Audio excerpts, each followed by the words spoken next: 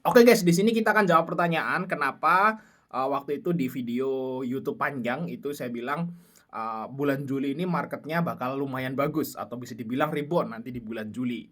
Nah, ada beberapa alasan teman-teman. Nah, kalau sekarang mungkin porto teman-teman semua lagi pada minus, apalagi kalau saham-saham yang teman-teman beli itu saham-saham blue chip ya.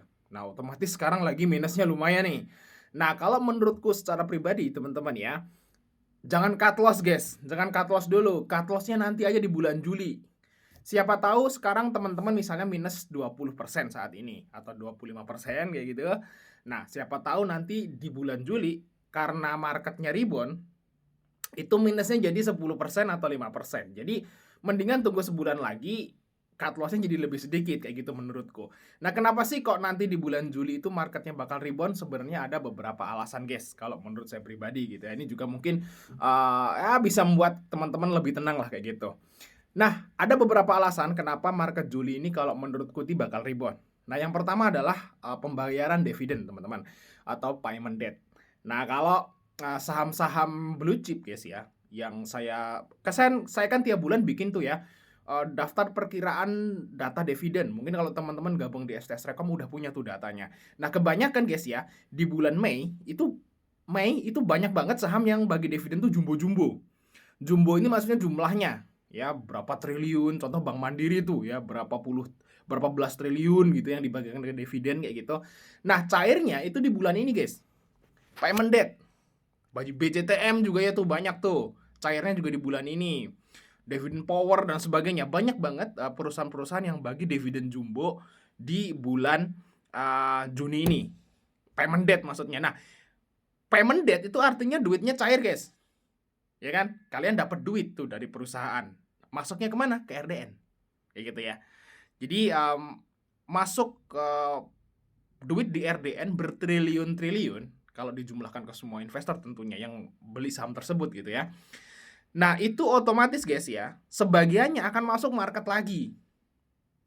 Nggak mungkin kan misalnya semua orang yang dapat dividen Bank Mandiri itu semua ditarik buat belanja, nggak mungkin. Yang mungkin ditarik separoh, separohnya pasti akan dibeliin saham lagi. Nah, otomatis itu akan nambah likuiditas market masuk des gitu ke IHSG. Ya nggak mesti misalnya teman-teman dapat dividen Bank Mandiri, dibeliin Bank Mandiri lagi kan belum tentu.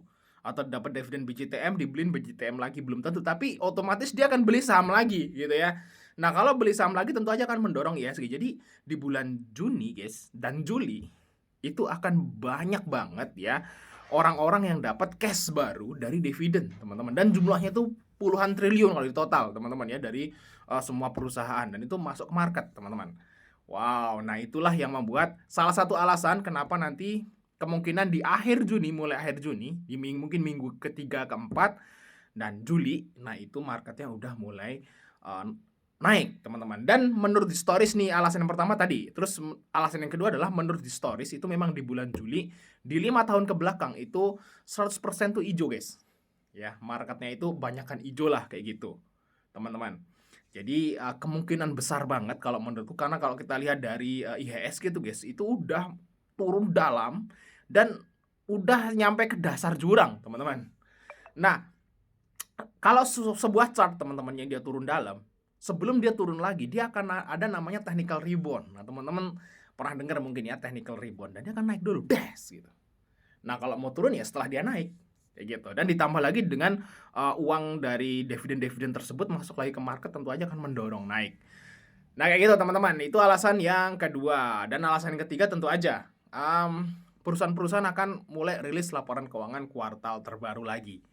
Nah, itu juga persiapan teman-teman ya, para manajer investasi untuk ya memborong sahamnya lagi. Sekarang manajer investasi saham ya, reksadana saham itu kan rata-rata lagi minus ya sekarang. Nah, otomatis dia nanti akan masuk lagi teman-teman. Kalau dia masih ada dana, lihat saham-saham lagi diskon gitu ya, dapat cash lagi dari dividen, otomatis dia akan masuk lagi. Nah, itu juga jadi alasan kenapa di bulan Juli harusnya sih marketnya bakal rebound. Nah, untuk sampai keberapanya market di bulan Juli nanti kita analisa lagi di YouTube panjang, teman-teman. Tapi setelah teman-teman lihat video ini, saran saya guys ya, daripada kalian CL sekarang, ya CL sekarang nih yang lagi di dasar banget, mendingan tahan dulu sampai bulan depan. Siapa tahu nanti minusnya berkurang. CL sekarang minus 10 juta, siapa tahu nanti CL di bulan depan minusnya cuma jadi 2 juta atau 3 juta. Itu kan mending kan, guys. Kayak gitu ya. Teman-teman, walaupun kita nggak ngarep misalnya sampai profit gitu ya, tapi kan minus yang berkurang kan udah ya udah happy aja. Kayak gitu teman-teman, daripada cut loss sekarang. Toh kalau misalnya kalian cut loss sekarang, duitnya mau dibeli apa lagi? Sama aja, kalian pindah saham juga minus juga. Kayak gitu, mendingan tahan dulu aja sampai bulan depan. Thanks sudah nonton guys, sampai ketemu di video berikutnya dan selalu semangat tentunya.